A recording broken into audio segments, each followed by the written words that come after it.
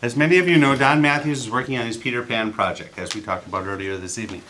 Today's project is number 5, Your Body Speaks. The title is The Trouble with Women in Neverland. The inspiration of the speech came from a paper Don found on a website in the UK called thefword.org. The author, Alison McCarthy, stated that the story of Peter Pan was sexist. For a play that was written in 1904, that's hardly a surprise. Of course, this doesn't mean there aren't any gender issues, and tonight we're going to discover what the real issues are. The speech will be done a little differently tonight.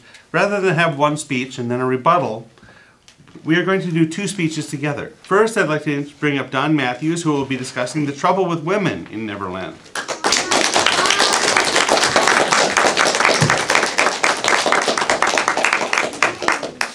Next, I'd like to bring up B.J. Olson, who will be discussing the trouble with men in Neverland.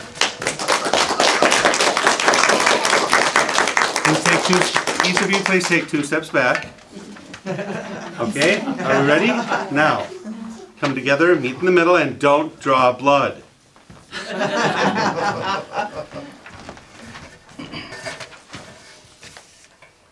Mr. Toastmaster, fellow Toastmasters, and honored guests, my opening statement. Sexism is not the issue in Neverland. The real trouble is just women in general. Just like Alison McCarthy, there is just no credit given to men who are trying to help make this world a better place. It's complain, complain, complain.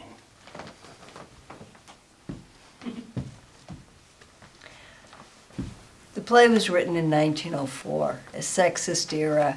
It's a sexist book. That's not the real issue. The real issue is the men in Neverland won't grow up. Women would enjoy being in Neverland if the men there would just take the relationships seriously. The first point that I'd like to bring up is it is true. There were just not enough women on the island of Neverland. Well, let's look who was available. We had Tiger Lily, there's Tinker Bell, and we had the mermaids. Now, Tiger Lily was human, Tinker Bell's a fairy, and mermaid is also a whole different species altogether. So that leaves one available woman on the island. And the mermaids, of course, fun to be around, but all they want to do is swim and play underwater hockey. And how many people play underwater hockey? All right, there's 3 of us. Okay, so another point that I'd like to make is that Tinker Bell, being a woman, was Peter Pan's #1 trusted advisor. And for somebody to have a woman as a trusted advisor just shows that he was a visionary. He saw equality. He wanted to see the island with more women being equal and setting up a nice place for everyone to enjoy. And Peter and Tinkerbell's plan was to bring more women in, starting with Wendy. Wendy was going to be the point that would help encourage other women come to the island, and also be the test for other men to see just how great it is to have women on the island.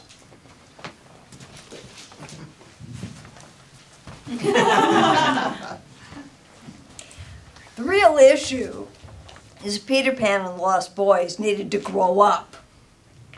There were plenty of women available. Mermaids are still women. They didn't tell stories. That was the big problem. The Lost Boys were always out playing, not working or learning any manners. As far as Tinkerbell being the trusted advisor, when Peter Pan and Tinkerbell went back to get Peter Pan's shadow, Peter Pan locked her in the drawer where her shadow has been. Did he even notice this fact? completely over his head until he went looking for her in order to sprinkle fairy dust on the 3 children. And then, when he discovered her locked in the drawer, did he apologize for doing this? No. All he did was laugh. Tinkerbell wanted more women on the island. Tinkerbell was in love with Peter Pan. She was jealous of having more women on the island, and if Peter Pan had recognized that fact, he would have known that bringing Wendy there was trouble. The problem is Peter Pan and the Lost Boys need to recognize the relationships and take them seriously. I have a reference. To bring up the first point of BJ stating that all they did was play, I have the Encyclopedia of Information, and right here I will read from it. It says, "It is very important to do your job well. Even as a grown-up, your primary job is to play. Work hard at your job, and all of your goals can be accomplished." Yes, sir. Also, for Tinkerbell being locked in the drawer, she wasn't locked, she got knocked in the drawer. It was accidental. And the whole reason Peter Pan laughed was, well, it was kind of funny. You ever accidentally lock your spouse or girlfriend in the closet? I'm not saying it happened to me. I'm just saying it can happen. But this brings up my second point about women, is that Peter Pan cares about women, and he never gets credit for that. Let's take the time that when Wendy actually came to the island, Peter Pan and the Lost Boys built her a house. Not a pretend house, but one with walls and a wooden roof. It had a chimney with smoke billowing out. It was a real house. And when she came out of the house, the children bowed gracefully. Now let's talk about manners. What more respect can you have than somebody building you a house as they come visit your island? And you get bowed to. Oh, they had it. It was there. And then let's talk about the time Tinkerbell got in a little trouble. She was having a fight or something with Wendy. I don't know what the deal was, but she ordered the Lost Boys to shoot Wendy out of the sky and had a little mishap. But Peter Pan didn't kill her or fire her like he probably should have. No, he only banned her away for a week, and that was so they probably wouldn't kill her. It was for her own safety. He cared about women. He really did.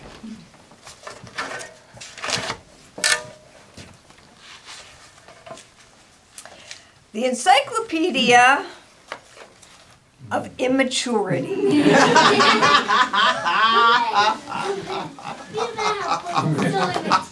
Checks references.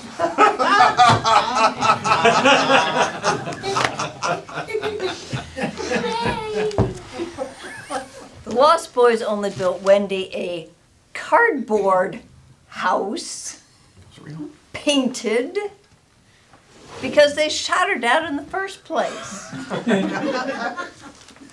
The house was built just as big as she was, lying on the ground, unconscious. And they shot her down because Wendy was jealous. Or Tinkerbell was jealous and told the Lost Boys that Peter Pan had said to shoot her down. If Peter Pan had noticed that Tinkerbell was in love with her, he would not have left his new arrival, the new woman on the island, to be escorted in by someone else while he went off to play.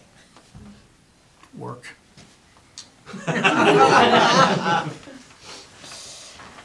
As far as Peter Pan caring about women, the only reason he brought Wendy to the island was to be a mother to the Lost Boys, to make them pockets, to tell them stories, and to do the spring cleaning. He wanted Wendy to do the spring cleaning every year, not the Lost Boys. They're busy playing. If Nana the dog had been able to tell stories, Peter Pan would have brought the dog to the island instead. And caring about women? Peter Pan tried to stick his shadow on with soap. Wendy carefully sewed it on for him. And did Peter give her any credit for this? No. No! Absolutely not. He took the credit himself. No. Look how wonderful It was he Wendy's is. mother that slammed a window in his face and severed the shadow from his foot. Women. Absolutely right. Any- It was an intruder in the nursery that caused Wendy's mother to try to protect her children. Any mother would do that, protect her children at any extremes. An intruder in her children's bedroom. Even a father would protect his children against an intruder. Now, that is a good point. But a father would have done it right. The father would have killed the intruder, or at least took off the foot, not just the shadow. Take it all, feed it to the dogs. But this brings up my third point, is what about bravery? Men ever thanked for the bravery? Look at Peter Pan. He fought Captain Hook all the time, saving the lost boys from danger, helping the Indians at time of danger. He was heroic. For example, if you remember the story, when Tinkerbell, a woman, betrayed the lost boys and gave Captain Hook the whereabouts of the secret hideout, all the lost boys and Wendy were captured and were going to be sentenced to death on the pirate ship. Who saved them? It was Peter Pan. Peter Pan saved the entire lot. Bravery. Bravery, let's talk about bravery. Peter Pan fighting Captain Hook. Do you think this was a fair fight? Captain Hook stuck on the ground, Peter Pan flying through the air, out of reach. Brave. Really brave. Peter Pan banned Tinkerbell for a week. Actually, he originally banned her forever. It was Wendy's interference and insistence that she not be banned forever. Got it reverted to a week. Tinkerbell, banned from the Lost Boys' presence, is captured by Captain Hook, and she refuses to divulge where the secret hideout is until she is tricked by Captain Hook, who tells her that he will rid the island of Wendy, her rival. If Peter Pan had not brought Wendy to the island in the first place, none of this trouble would have happened. Tinkerbell had extracted a promise from Captain Hook that he would not lay a hand or a hook on Peter Pan. Instead, he was going to poison Peter Pan. When Tinkerbell found that out, it was Tinkerbell who managed to break free from the lantern that she was held prisoner in and flew as fast as she could to the hideout, where she informed Peter Pan that the medicine he was about to drink had been poisoned. Did Peter Pan listen to his trusted advisor? No, he did not. He insisted on drinking the medicine anyway. It was Tinkerbell who put herself in harm's way and deliberately drank the medicine right out from Peter Pan's lips risking her own life in order to save Peter Pan. It was only extraordinary measures on Peter Pan's part that managed to save Tinkerbell's life.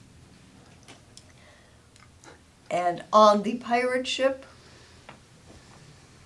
the boys were given a choice of joining the pirate gang or walking the plank. They all chose to join the pirate gang until Wendy stood up and told them to behave like English gentlemen and not become pirates. And according to Disney, it was Wendy herself who walked the plank first. That is so not correct. In the book that was written in 1911, it was clearly the Lost Boys were all to walk the plank, starting with John. Wendy was to be spared from walking the plank because she was a woman. And it was John that had to go first. And the only words that were uttered from Wendy's mouth at the time was, "All of you boys who are about to die, die brave English gentlemen." What words of encouragement is that? So there you have it. I've proven that women are trouble in Neverland, and BJ has proven that men are trouble in Neverland. Now, if I can just be serious for just a second, and You can't be serious. Violence,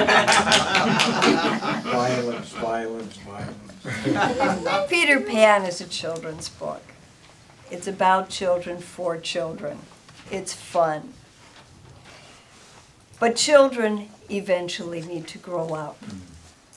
Even in Neverland, the Lost Boys returned home with Wendy and wanted their mothers so they could grow up. Mr. Toastmaster.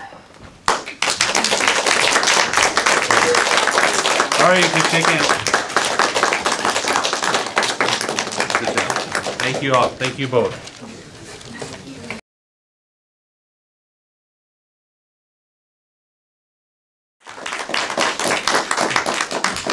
Now I'm kind of at a loss. How do we want to do this next part? Do you guys want to duke it out the same way the speakers did? Or one at a time? Dave and Jean, do you want to do this as separate? Should we do this separate? Okay. David is going, you're going to do Don, right? Yep. Yes, I will evaluate Don's Don's version of portion. portion of it. Madam General Evaluator, fellow Toastmasters and welcome guests. Don and BJ have to acknowledge that BJ was a part of this. You're going to make this really hard. We have top-notch speakers doing something a little different from normal. How to evaluate. So for the most part, I am going to concentrate on the body speaks and the body language that Don had. And I'll give a little bit on the message, but mostly it's going to be about the gestures and how they hit for me. And it was obvious that the two of you practiced, and actually I know they practiced because I called Don on Saturday or Sunday and he was like, yeah, I'm going over to BJ's, we're going to practice our speech. So I know that they actually did some rehearsal and stuff. Very well set with the stage and the double fist bump like you're going in for a fight. You had a lot of gestures, and the whole time you did, I presume you knew that the whole time that BJ was up here, Don was back here making gestures and stuff. For the most part, those were very effective. A couple I thought were a little over the top. I don't know, the thing actually was a little, I was in the front row, a little distracting for me because I was looking at you and not hearing what BJ had to say. So maybe a little over the top on that. But the rest of your gestures were good. When we got some shout outs from the kids about, yes, no, you were acknowledging them. So that was very good. And then when you were speaking, the gestures that you had were effective. They were kind of kept things in motion. I don't know if it was like, 1, 2, and 3, You did a little bit of that, but some of the other gestures just seemed to drive home a point, to frame things, and they were effective, although not really super specific. Thought for improvement is, I got kind of a gist about what you're talking about. Yes, there's trouble with the men in Neverland. There were trouble with the women in Neverland. Maybe it was about relationships, but it was never really stated. What was the audience supposed to take home? How are we supposed to apply what you gave to us to our lives? Maybe something like that, a little bit stronger in your summary. And that would help us. So I guess that could be addressed to both of you. Take it for what it's worth. I thought that the speech was very well done, and I had a lot of fun watching the both of you. Thank you. Thank you. And our third evaluator tonight is Jean, who's going to evaluate BJ's part of the Duke Out.